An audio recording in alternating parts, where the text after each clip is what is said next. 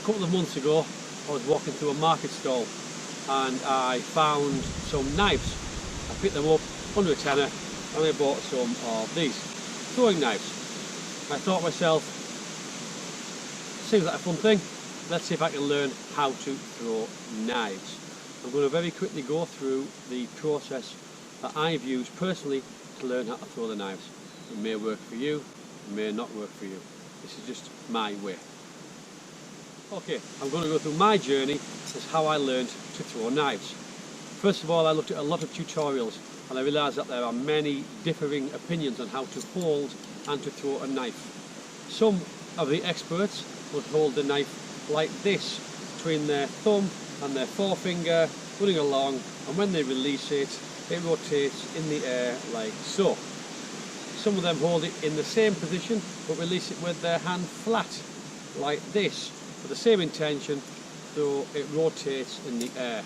And there are one or two who have now got the ability to throw it like this by stroking their index finger on the back, and the blade will fly and throw without rotating in the air. It's a no spin throw. I'm going to go through the ways that I personally had a play and developed a system that seems to work for me.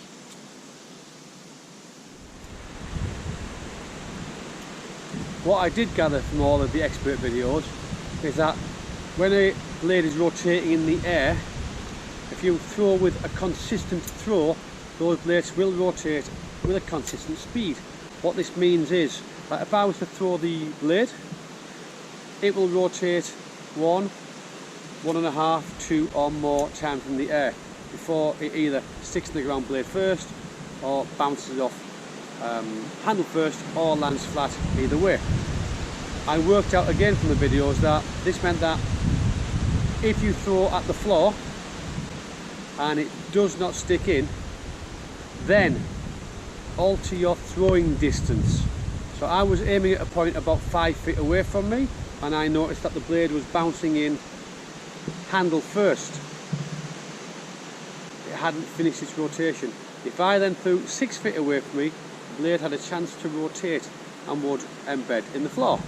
I practiced this over and over again until I found what I felt was a good, consistent distance for 6 of my blades to all impale in the floor.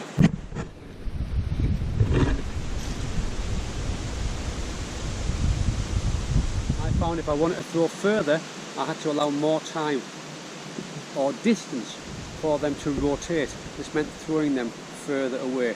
This took me a lot more time and practice, a lot more throws, to find what my distance was for a handheld throw or a handle-held throw.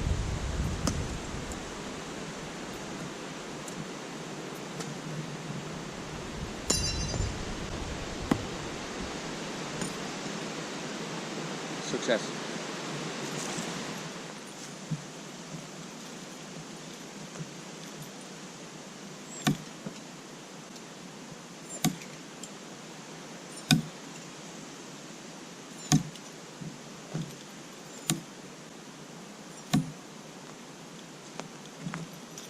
As you can see, there are 3 where the rotation was correct, 1, 2, 3 where the rotation was either under or over.